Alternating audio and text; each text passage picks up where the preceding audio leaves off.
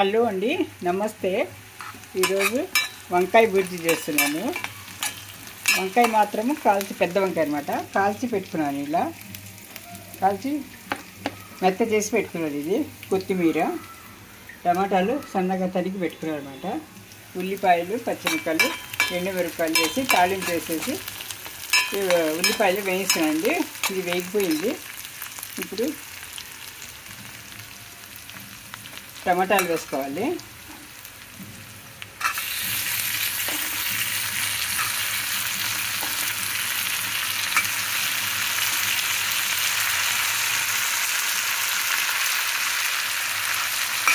టమాటాలు వేసుకొని ఇది మెత్తగా అవ్వాలన్నమాట. ఒక రెండు నిమిషాల్లో మెత్తగా అయిపోతుంది. ఇది మసాలాలు వేసుకుంటాము.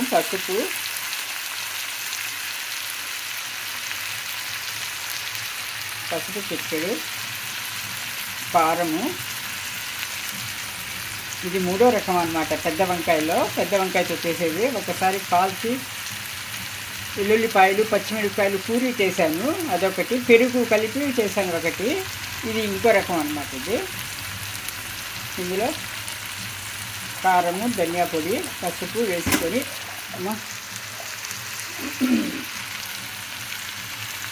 కొద్దిగా వేయించిన జీరా పొడి అండి. వేయించిన జీరా పొడి వేసుకోవాలి. సరిపడా ఉప్పు వేసుకోవాలి.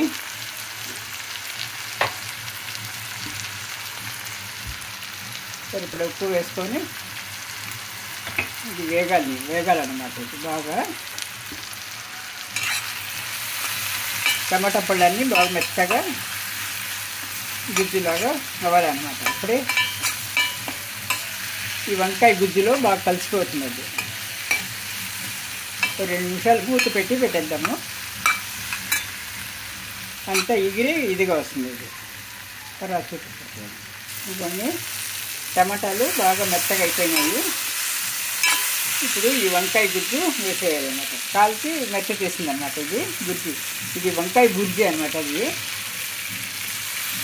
ఇది చేస్తాను. ఇది మూడో రకం అన్నమాట. 2 రకాలు చూపించేసాను నేను. ఇది మూడో రకం. ఇందులోనే కొత్తిమీర కలుపుకోవాలి. ఇది మొత్తం బాగా కలిపి ఒక 2 నిమిషాల నుంచి దింపేయడం అన్నమాట. తొందరగా అయిపోతుంది. ఇది కాలవడం ఒకటే ఒక 5 నిమిషాలు పడుతుంది, కానీ ఈ వంకాయ గుజ్జు తొందరగా అయిపోతుంది అన్నమాట.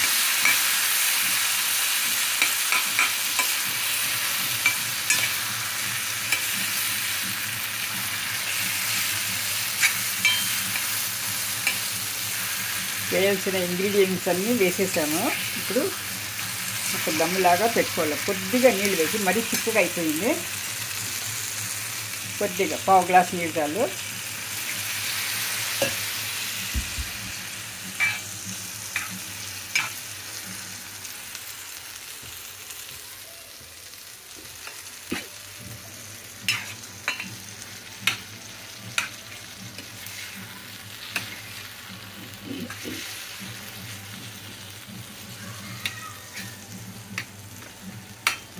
ఒక 2 నిమిషాలు మూత పెట్టి దమ్లో పెట్టేసామంటే ఈ వంకాయ బుర్జీ రెడీ అవుతుందన్నమాట. ఇదిగోండి, రెడీ అయిపోయిందండి పెద్ద వంకాయ బుర్జీ అన్నమాట. ఇది మూడో రకము. 3 పద్ధతుల్లో చూపించేస్తాను.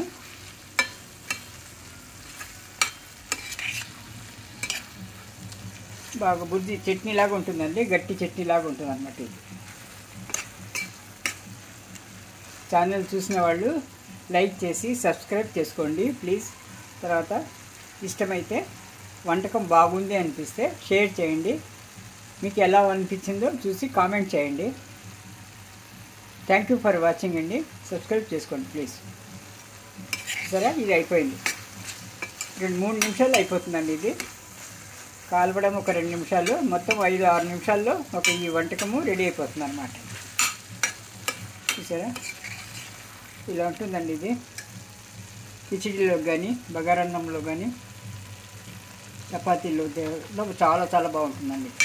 చేసి చూడండి. ఎవరైనా ఇష్టమైతే చేసి చూడండి.